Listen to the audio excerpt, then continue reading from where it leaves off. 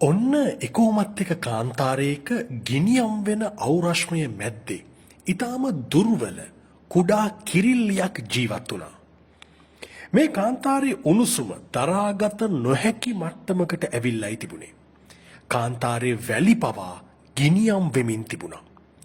මේ කාන්තාරයේ හාත්පසින්ම හමන සුළඟත් ඊටාම රස්නේ. මේ කිරිල්ලියගේ පිහාටු ගැලවිලායි තිබුණේ. ඇගේ පියාපත්වලට පියාඹන්න හැකියාවක් තිබුණේ නැහැ. හැම දවසකම ඇය ආහාර සහ වතුර හොයමින් ගියත් ඇයට කිසිම දෙයක් හොයාගන්න බැරි වුණා.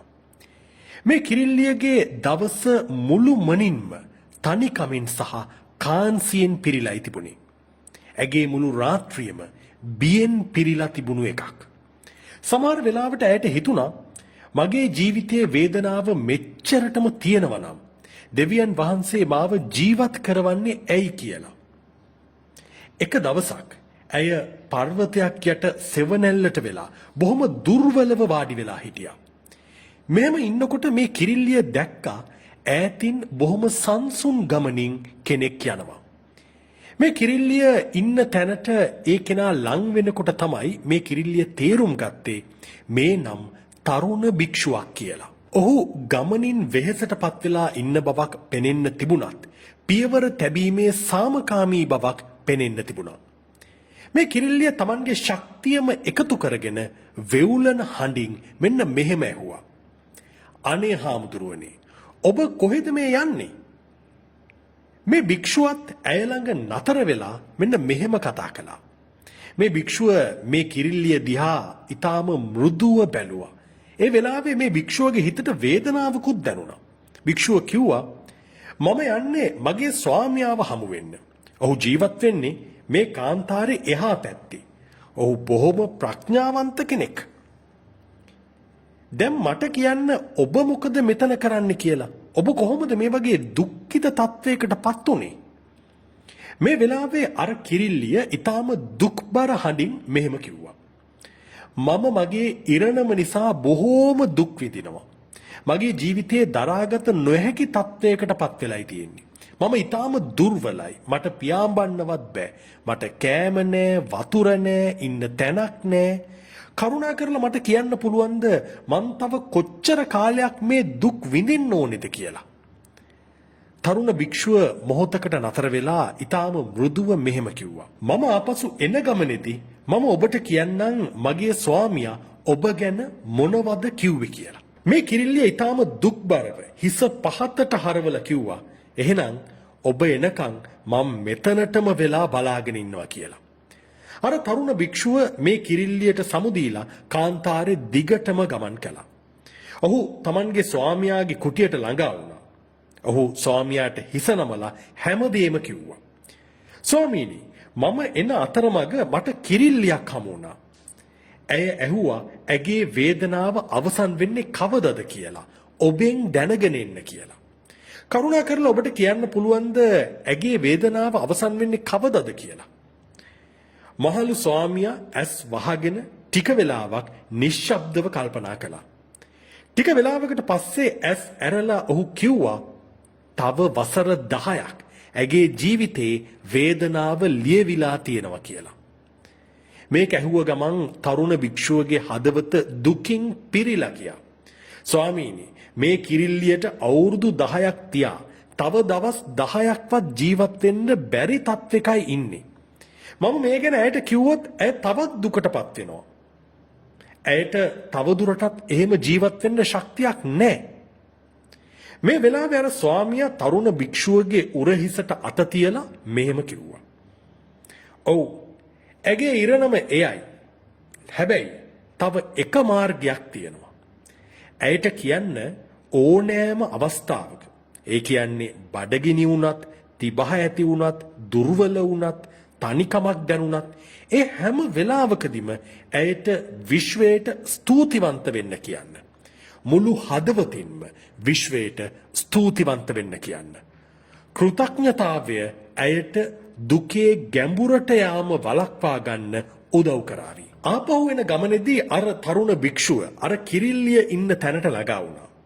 තරුණ භික්ෂුව දුටුවාම ඇගේ ඇස් දිලිසෙන්න පටන් ගත්තා. ඇය මෙහෙම ඇව්වා. හාමුදුරුවනේ, ඔබේ ස්වාමියා මා ගැන කුමක්ද කිව්වේ? අර තරුණ භික්ෂුව ඊටාම සෙමින් මෘදුව කිරිල්ලියට මෙහෙම කිව්වා. ඔබට තව අවුරුදු 10ක් දුක් විඳින්න වෙනවා කියලා මගේ ස්වාමියා කිව්වා. කිරිල්ලියගේ ඇඟ සීතල වෙලා ගියා. ඇගේ කුඩා ශරීරය වෙවුලන්න ගත්තා. මුළු ලෝකෙම ඇගේ ඇඟට කඩාගෙන වැටෙනවා වගේ වේදනාවක් ඇයට දැනුණා. ඇගේ ඇස් වලින් කඳුළු ගලන්න පටන් ගත්තා.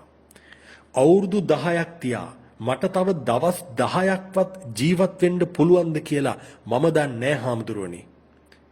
අර තරුණ භික්ෂුව මේ කිරිල්ලිය අසලින් දන ගහලා වාඩි වුණා. එහෙම වාඩි වෙලා ඊටාම මෘදුව මෙන්න මෙහෙම කිව්වා. බලාපොරොත්තු නැති කරගන්න එපා.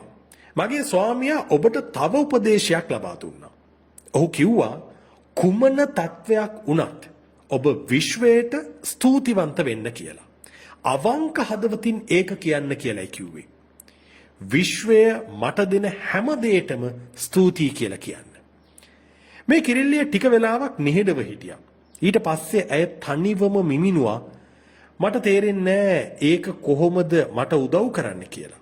හැබැයි මම ඒක කරන්න උත්සාහ කරන්නම් කියලා කිරිල්ලිය කිව්වා. එදා ඉඳන් මේ කිරිල්ලිය Tamanට ලැබෙන හැම අවස්ථාවකටම විශ්වයට ස්තුතිවන්ත වුණා. වැලිවල දැවෙන ගින්දර ඇයට දැනෙනකොට ඇය ඒකට ස්තුතිවන්ත වුණා. විශ්වයට ස්තුතියි මට මේ ලබා දෙන හැම දෙයකටම කියලා. උණුසුම් හුළඟට ඇය ස්තුතිවන්ත වුණා.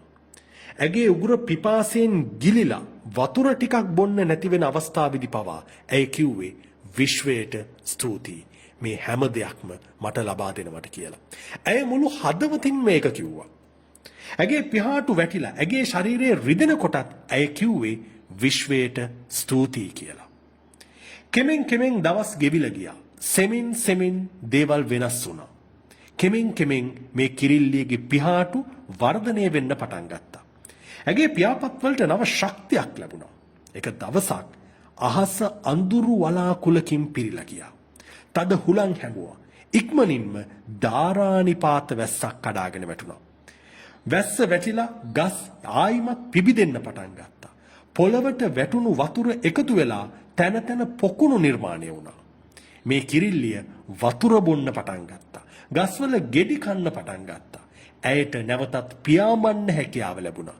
ඇය ඊටාම සතුටින් ඒ හරිත වර්ණයට හැරුණු කාන්තාරේ පියාඹන්න ගත්තා.